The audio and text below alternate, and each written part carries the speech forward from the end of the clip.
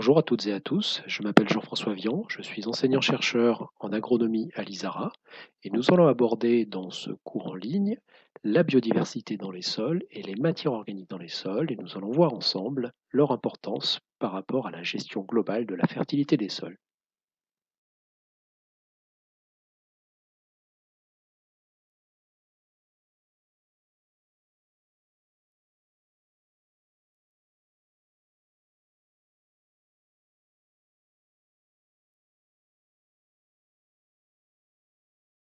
Sur la diapositive 15, vous pouvez voir ou revoir le schéma global de la fertilité des sols qui vous a été présenté en introduction du cours.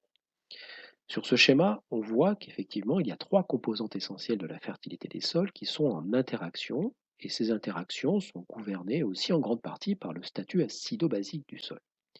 Ces trois grandes composantes sont la structure du sol, déjà abordée en partie, l'état organique du sol et la biodiversité du sol. Ce sont ces deux dernières bulles que nous allons ouvrir dans ce cours en ligne. Nous allons commencer par nous intéresser à la biodiversité du sol. La diapositive 16 présente l'importance de la biodiversité pour le fonctionnement des écosystèmes. Mais tout d'abord, commençons par définir la biodiversité des organismes du sol. Cette biodiversité regroupe l'ensemble des organismes vivant dans le sol qui réalisent au moins une partie de leur cycle biologique dans le sol. C'est donc la diversité des espèces que l'on peut retrouver dans un sol. Cette diversité des espèces, elle est variable et elle va dépendre en grande partie du type de sol, du climat, du type de végétation et bien sûr de l'usage du sol. Cette biodiversité, pourquoi est-elle importante pour le fonctionnement des écosystèmes? En fait, cette importance, repose en grande partie sur une théorie écologique qui a été vérifiée dans différents écosystèmes. C'est-à-dire qu'un écosystème va être productif, c'est-à-dire qu'il va permettre de produire une grande quantité de biens et de services dans le temps. Et cet écosystème va être aussi stable si il héberge une biodiversité spécifique importante. Alors pourquoi? Eh bien, plus on a de diversité spécifique dans un écosystème, plus il y a un nombre de fonctions différentes que ces organismes vont pouvoir remplir. Et donc cet écosystème va donc fournir une grande quantité donc de biens et de services. En cas de stress, par exemple, un organisme sensible à un stress va disparaître, mais un autre organisme qui porte la même fonction va prendre sa place et assurer la continuité de la fonction de l'écosystème. Donc, l'importance de la biodiversité repose sur ce constat. Des espèces sensibles disparaissent, mais d'autres prennent leur place pour assurer les mêmes fonctions. C'est ce que l'on appelle la redondance fonctionnelle. Donc la biodiversité est bien une assurance à court et moyen terme pour que l'écosystème produise les mêmes biens et les mêmes services dans le temps. La diapositive 17 présente quelques exemples d'organismes du sol que l'on peut trouver effectivement dans un sol. Alors il y a plusieurs façons de classer les organismes dans un sol. La plus facile et la plus simple, c'est celle qui est présentée ici dans cette diapositive, c'est finalement de classer tous ces organismes par leur taille. Donc, si on part tout à gauche, nous avons les micro-organismes qui ont donc une taille, comme leur nom l'indique, microscopique. Les micro-organismes vont regrouper bactéries, archébactéries et champignons que l'on voit tout en haut sur la gauche. Ensuite, nous avons la microfaune, principalement représentée par des protozoaires, des nématodes et par exemple un tardigrade que l'on voit tout en bas en gauche. Là, c'est un qui ressemble à un petit ours d'ailleurs. Ensuite, nous avons la mésofaune du sol, collemboles, acariens, que l'on voit en photo, et la macrofaune et mégafaune du sol qu'il ne faut pas oublier. Et on a ajouté à ce schéma aussi la présence d'une plante qui fait partie effectivement aussi des organismes du sol que l'on peut retrouver notamment essentiellement via leur système racinaire. Donc ça, c'est la façon la plus simple de représenter l'ensemble de ces organismes-là dans un sol. Mais ce n'est pas forcément la façon la plus fonctionnelle de présenter les organismes du sol. Maintenant, on va, à la suite de ce cours, regarder les différentes catégories d'organismes qui sont présentées donc dans cette figure et essayer de voir leur importance et les grandes fonctions qu'ils peuvent remplir dans cet écosystème. La diapositive 18 présente quelques chiffres sur la biodiversité qu'hébergent les sols. On va parler ici donc de densité d'espèces, c'est-à-dire un nombre d'espèces à rapporter à un mètre carré ou à un gramme de sol selon la taille des organismes du sol. Si on s'intéresse aux micro-organismes, bactéries plus champignons, on est à leur échelle, c'est-à-dire au gramme de sol. Dans un gramme de sol, on va retrouver plus d'1 million d'espèces bactériennes, de 10 000 à 100 000 espèces de champignons, dans un seul gramme de sol. Un gramme de sol, c'est ni plus ni moins qu'une cuillère à café de sol. Donc, dans une cuillère à café de sol, vous avez donc une immense diversité spécifique des micro-organismes du sol. À une échelle un peu plus large, c'est-à-dire par exemple si on prend des dimensions donc d'un mètre carré à peu près sur les 20 premiers centimètres du sol, on va trouver plus de 1000 espèces d'invertébrés, groupées microphones, mésophones et macrophones. Donc par exemple, donc, on peut retrouver de 400 à 500 espèces d'acariens, de 60 à 80 espèces de colamboles, plus de 90 espèces de nématodes, autant de protozoaires, etc. Des amphitrhéides, de 10 à 12 espèces de vers de terre, par exemple. Donc il y a plein d'organismes ici, bien sûr, qui ne sont pas cités. Ces grands chiffres sont là pour aussi vous donner des quelques ordres de grandeur, mais bien sûr sont extrêmement variables selon les écosystèmes, c'est-à-dire donc selon le type de végétation que l'on a, selon la texture du sol et aussi selon le climat, bien sûr. Mais ce sont des sortes de grandeurs qui sont relativement euh, courants, notamment donc dans des systèmes de prairies en France.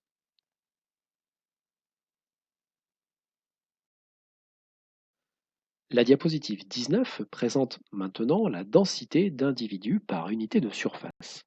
Si on reprend notre image de la cuillère à café de sol, on va retrouver dans ce gramme de sol plus de 100 millions à 1 milliard de bactéries, de cellules bactériennes, juste dans un gramme de sol.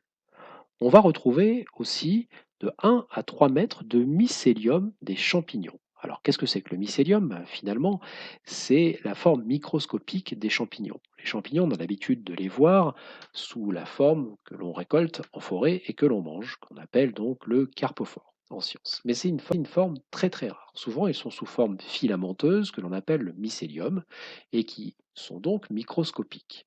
Donc 1 à 3 mètres de mycélium dans un gramme de sol pouvait déjà faire un lien avec une fonction des champignons notamment par rapport à la stabilité structurale du sol. Le mycélium va venir effectivement mêler, tenir toutes les particules minérales du sol et faire que le sol ait une bonne cohésion. Si on continue, la microfaune, on va retrouver des millions d'individus, donc de protozoaires, des milliers de nématodes et plus d'une centaine d'arthropodes, effectivement, ici donc à cette échelle. Si maintenant on transforme cette densité d'individus en termes de biomasse par hectare, ça permet en fait de mieux se rendre compte de l'importance donc de ces organismes du sol. On va arriver effectivement à 1,5 tonne, 2,5 tonnes de bactéries par hectare, de 1,5 tonne à 3,5 tonnes de champignons par hectare. Et on va retrouver de 150 à 700 kg de protozoaires, une centaine de kilogrammes de nématodes, etc., etc. Vous pouvez le voir sur la diapositive. Ce qui est quand même surprenant et marrant, c'est que l'on voit par exemple que ce qu'on appelle les oligoquettes, on reviendra dessus, qui sont, pour faire simple, on va dire les vers de terre, on peut retrouver effectivement de 200 à plus de 4 tonnes de vers de terre par hectare. Et on voit ici que les macro-organismes, notamment représentés ici par les vers de terre ou la mésofaune, en fait pèsent beaucoup moins que les organismes que l'on ne voit pas, qui sont notamment les micro-organismes du sol. Si on somme tous ces organismes-là à l'hectare, on arrive finalement à un chargement de 6 à 10 unités gros bétail, donc par hectare. C'est-à-dire qu'on a un chargement effectivement bien plus important que le chargement moyen des vaches en France, qui est à peu près de 1,5 à 2 UGB par hectare.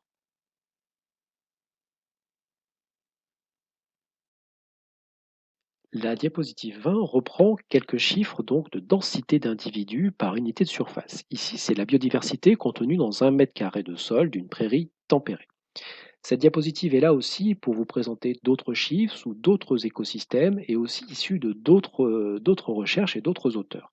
Il y a toujours une variabilité des grands chiffres qui vous sont présentés sur la biodiversité qu'hébergent les sols. Ce qu'il faut retenir quand même ici, c'est que les chiffres restent quand même globalement convergents pour une immense biodiversité spécifique et une immense densité d'individus. Par exemple, si on prend la mésofaune, on voit bien que l'on va retrouver facilement des milliers d'individus pour des centaines d'espèces, si on s'intéresse aux colomboles, aux acariens ou aux amphitrhéides encore. La macrofaune, ça va être des centaines d'individus pour plus de dizaines d'espèces par aussi mètre carré. Et là, on va surtout s'intéresser ici aux vers de terre, aux carabes, aux arthropodes aussi en général.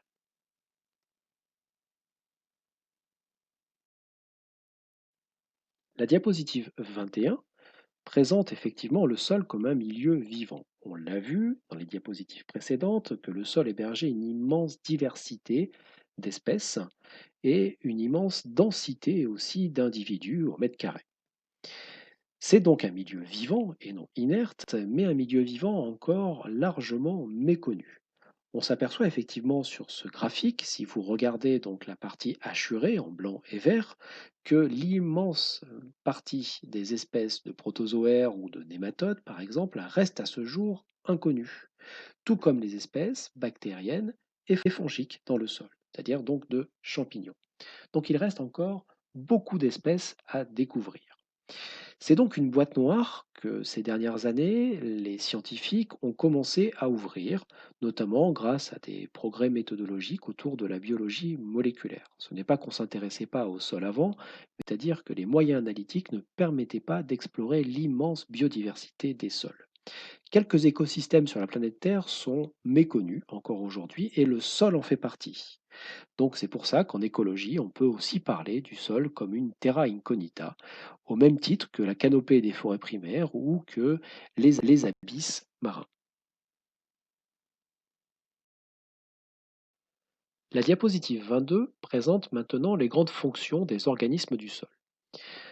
Nous avons vu donc leur diversité, leur densité, mais une des façons aussi de classer les organismes du sol, c'est de rentrer par les grandes fonctions qu'ils assurent. Donc si nous explorons un petit peu cette diapositive, nous voyons tout d'abord les ingénieurs chimiques en haut à gauche, qui sont donc les micro-organismes du sol. Alors pourquoi ingénieurs chimiques? Parce qu'ils sont en fait à l'origine de tous les grands cycles biogéochimiques, le cycle du carbone, donc la décomposition de la matière organique, son humification, sa minéralisation, les cycles aussi de l'azote, du phosphore, du soufre, du potassium, etc. Mais ils interviennent également à toutes les échelles, notamment aussi sur la structure du sol. Ils interviennent aussi directement et indirectement sur la croissance des plantes, par exemple par leur activité symbiotique ou d'association libre avec les racines des plantes. Nous reviendrons un petit peu sur ces notions plus tard. Ils assurent aussi des fonctions comme la toxification des sols ou la bioremédiation qui est utilisée notamment pour la dépollution des sols. L'autre catégorie que l'on peut avoir à l'opposé, ce sont donc les ingénieurs du sol. Alors pourquoi ingénieurs du sol? Ben, par exemple, c'est parce que ce sont des organismes qui ont la capacité de modifier leur environnement en le transformant. C'est typiquement le cas, par exemple, des vers de terre, qui, par leur activité de bioturbation, c'est-à-dire qu'ils vont creuser des galeries dans le sol, donc de modifier leur habitat. Les vers de terre aussi interviennent dans la décomposition de la matière organique, ils vont aussi stimuler les micro-organismes et vont donc avoir une action directe et indirecte, notamment sur le cycle du carbone et des nutriments dans le sol. À l'interface entre ces deux mondes, des ingénieurs chimiques et des ingénieurs du sol, on peut avoir ce que l'on appelle des régulateurs biotiques, c'est-à-dire l'ensemble en général de la microfaune du sol. Donc là, ici, vous avez un nématode qui est représenté. Alors pourquoi des régulateurs biotiques? C'est qu'en fait, ils ont un rôle, comme leur nom l'indique, de régulation, notamment donc des micro-organismes. Donc ils sont l'interface entre l'infiniment petit, les micro-organismes, et la macrofaune du sol. Alors, il régule les micro-organismes, nous le verrons un petit peu par la suite quand nous allons aborder les protozoaires et les nématodes. On peut aussi avoir ce que l'on appelle donc des ingénieurs de la litière, qui comprennent, alors il y a aussi de la microfaune, de la méso et de la macrofaune aussi dedans. Comme leur nom l'indique, ils vivent plutôt à la surface du sol et donc dans la matière organique en décomposition, notamment donc sur des écosystèmes forestiers où on a donc de la litière à la surface du sol. Ce sont ce qu'on appelle souvent des détritivores, c'est-à-dire qu'ils vont ingérer, déchiqueter de la matière organique et ont donc un rôle important dans la décomposition de la matière organique.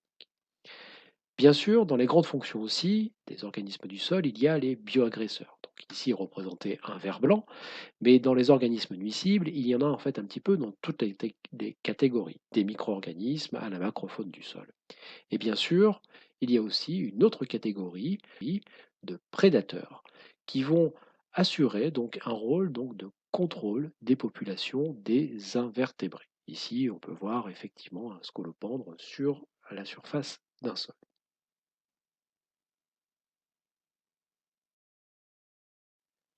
La diapositive 23 présente l'importance de cette diversité spécifique qui héberge les sols. En effet, quand on mélange l'ensemble de ces espèces que nous avons vues auparavant, avec notamment une plante et son activité racinaire qui va en partie orienter donc les communautés d'organismes du sol, c'est bien l'ensemble des interactions entre ces différents organismes qui vont faire qu'un sol fournit plus ou moins de services écosystémiques. Donc ces services écosystémiques, classiquement, ils sont séparés en quatre grandes catégories.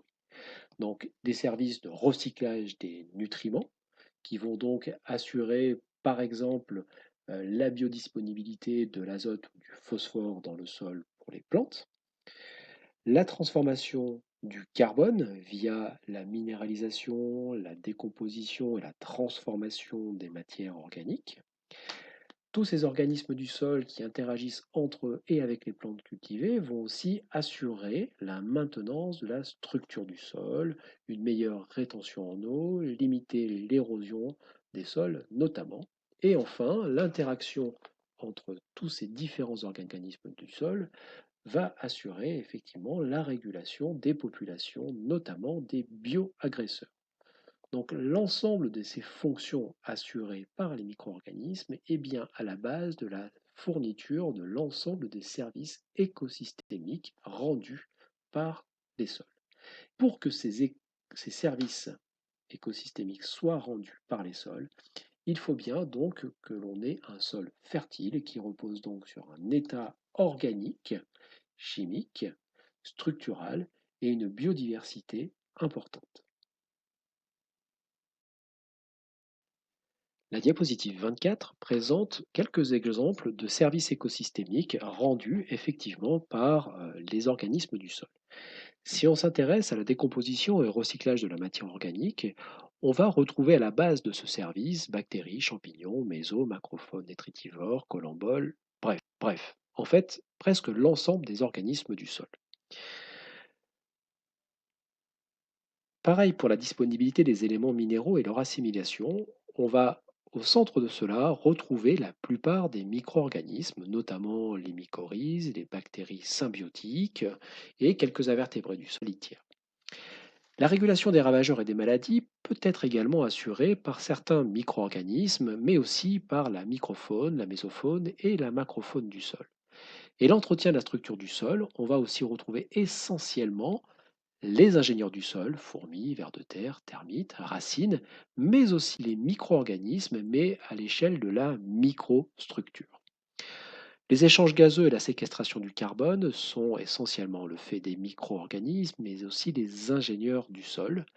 Et par exemple, la fonction de détoxification du sol est également représentée essentiellement par les bactéries et les champignons. Donc en fait, on voit que les services agro-écosystémiques, à la base de ces services, c'est bien l'ensemble de la biodiversité du sol. À chaque fois, en fait, on cite les grandes catégories des organismes du sol, de des micro-organismes jusqu'à la macrofaune du sol, sauf pour quelques fonctions très spécifiques, comme par exemple les symbioses qui sont assurées par les micro-organismes du sol. Mais sinon, on voit que par cet exemple-là, on a besoin de l'ensemble de la diversité des organismes du sol pour que ces services soient assurés. La diapositive 25 montre le réseau trophique du sol. C'est une représentation, bien sûr, ici qui est simplifiée. Et c'est bien donc l'ensemble, je vous le rappelle, des interactions entre ces organismes du sol avec les plantes qui est bien à l'origine des services écosystémiques rendus par les sols. Alors le réseau trophique, finalement, c'est l'interaction entre l'ensemble des organismes d'un écosystème. À la base donc de ce réseau trophique se situent bien donc les plantes et la matière organique issue donc de l'activité photosynthétique des plantes. Cette matière organique est issue des déchets, des résidus de culture, des métabolites relargués par les plantes et le système racinaire et l'ensemble animaux et micro-organismes du sol. Donc ça, c'est le premier niveau trophique, notamment les photosynthétiseurs à l'origine de la matière organique. Sur le deuxième niveau trophique, en fait, cette matière organique, ces ressources vont être utilisées par des organismes dits hétérotrophes, c'est-à-dire qu'ils ne produisent pas leur propre source d'énergie, mais vont utiliser donc le carbone produit par les photosynthétiseurs. Donc là, on va retrouver les micro-organismes et une partie donc de la microfaune du sol. Ensuite, sur le troisième niveau trophique, nous allons trouver effectivement des organismes qui vont se nourrir des organismes qui sont en dessous d'eux. Et là, on va retrouver des prédateurs et des microbivores, c'est-à-dire qui vont exercer une activité donc de prédation sur notamment les micro-organismes du sol. Et ainsi de suite.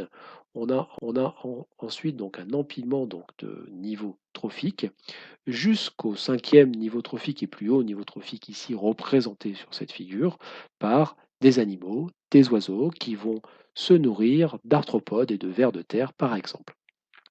Donc il est souvent en général bon signe quand on retrouve les niveaux trophiques les plus élevés dans un écosystème d'oiseaux, rongeurs, parce que normalement c'est signe effectivement que l'ensemble des niveaux trophiques est assuré et donc qu'il y a du monde, donc une densité d'individus importante, ainsi qu'une diversité importante qui sont à la base, encore une fois, de l'ensemble des services rendus par les sols.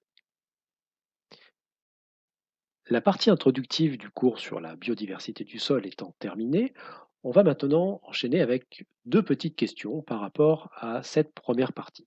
La première question concerne la macrofaune du sol. Selon vous, est-ce que la macrofaune du sol représente la plus grande partie de la biomasse vivante du sol? La deuxième question, sur cette partie introductive, concerne la diversité spécifique des organismes du sol. Pourquoi on dit que cette diversité spécifique est un gage de stabilité et de résilience des écosystèmes?